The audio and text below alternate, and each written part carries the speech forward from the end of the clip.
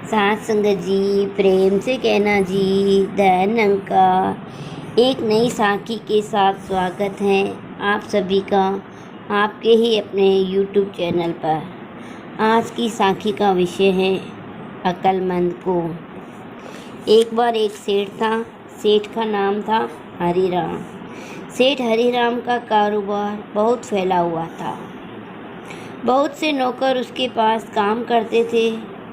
कभी कभी वह नौकरों को भी बाहर दूसरे शहर सामान खरीदने के लिए भेजता था। साथ संगत जी, एक बार सेठ के मन में ख्याल आया कि ये 3 नौकर बहुत ही पुराने हैं, क्यों न मैं इनकी परख देखूं। इनमें से सबसे ज़्यादा अक्लमंद कौन है। उसके मन में ख्याल आया। ये ध्यान से तीनों को अलग अलग बुलाया और हर एक को 50,000 रुपये दिए और कहा, आप मुंबई चले जाओ। वहाँ से 50,000 का कपड़ा लेकर मुझे बिल्टी करवा देना। तीनों बहुत खुश हुए। इसी बहाने उन्हें बम्बई की सैर करने को भी मिलेगी। तीनों ही मुंबई के लिए चल दिए। तीनों ने होटल में रहना शुरू कर दिया, पर उनको यह पता नहीं था कि उनके दूसरे साथी भी उसी होटल में रह रहे हैं। साथ संगत जी, पहला नौकर बहुत ही चंचल था। उसने सोचा कि सारी आयु सेठ की सेवा की है, मुश्किल से तो 50,000 हाथ लगे हैं। इन रुपयों से मौज उड़ाई जाए, जो बाद में होगा देखा जाएगा। मैंने कौन सा रोज़ रोज़ मुंबई आना है। क्यों न यह रंगीन दुनिया का आनंद लिया जाए। यह सोचकर वह प्रतिदिन अपने होटल से निकलता, बढ़िया से बढ़िया अपने लिए कपड़े खरीद कर लाता और 5 स्टार होटल में खाना खाता और जगह जगह घूमता। कभी फिल्म देखने चला जाता, कभी कोई पर्यटन स्थल पर। इसी तरह 15 दिन में जो सेठ ने पैसा दिया, सब जेब खर्च कर दिया और जो 50,000 सामान खरीदने के लिए दिए थे, वे भी सब ऐश में उड़ा दिए। साथ संगत जी, अब दूसरा नौकर अपने आप को बहुत धर्मात्मा समझता था। उसने सोचा कि 50,000 हाथ में आए हैं, इनमें से कुछ नेक कार्य कर लूँ।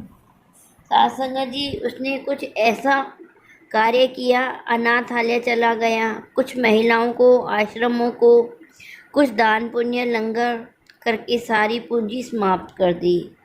यह नौकर सोचने लगा कि मेरे नेक कार्यों से सेठ बहुत खुश होगा। साथ संगत जी, अब तीसरा नौकर सचमुच ही अक्लमंद निकला।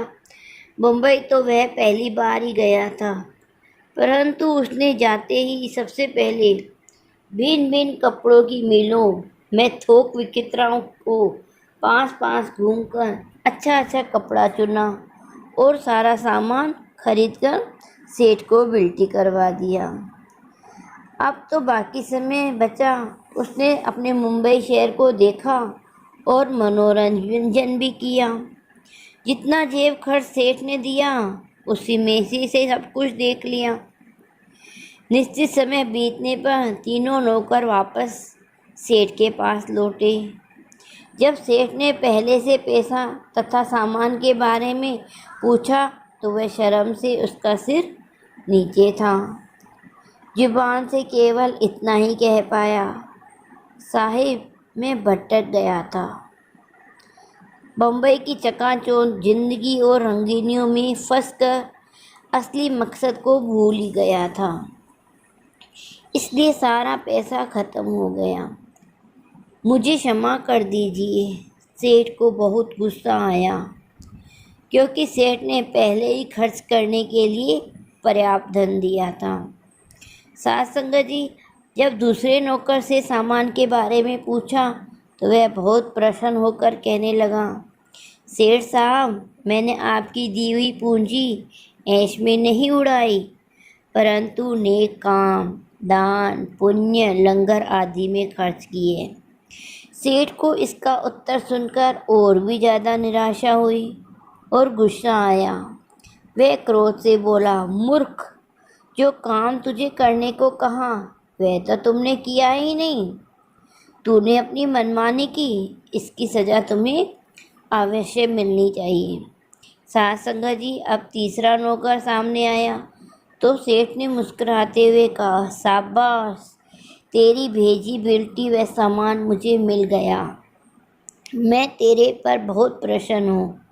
मुझे ऐसे नौकरों की आवश्यकता है जो जैसे कहा जाए वैसा ही करे।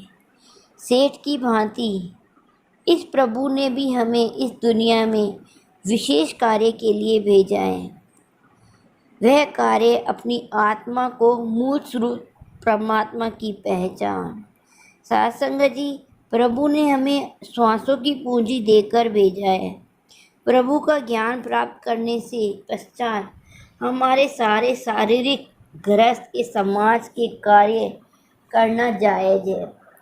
ऐसे लोगों का प्रभु के दरगाह में शर्मिंदगी नहीं उठानी पड़ती। साध संगत जी, जो लोग भूल जाते हैं कि एक दिन इस संसार को छोड़ना है और अकेले ही जाना है, दुनिया की कोई वस्तु, कोई प्राप्ति साथ नहीं जानी, वही लोग ही हरि की दरगाह में शर्मिंदगी उठाते हैं और मानव जन्म व्यर्थ करते हैं। प्रभु की पहचान के बगैर अन्य कर्म कांड मोक्ष का साधन नहीं बनते। धन्य होते हैं वे लोग जो मनुष्य जन्म में अपने प्रभु की जानकारी सद्गुरु से प्राप्त करके नेक जीवन जीते हैं और अपने जीवन का बहुमूल्य बनाते हैं। साध संगत जी, प्यार से कहना, दयानंकार जी। साध संगत जी, अगर आज की ये साखी आपको अच्छी लगी हो, इसे शेयर ज़रूर करना। आप सभी से फिर मुलाकात होगी आपके ही यूट्यूब चैनल पर। साध संगत जी, प्यार से कहना, दयानंकार जी।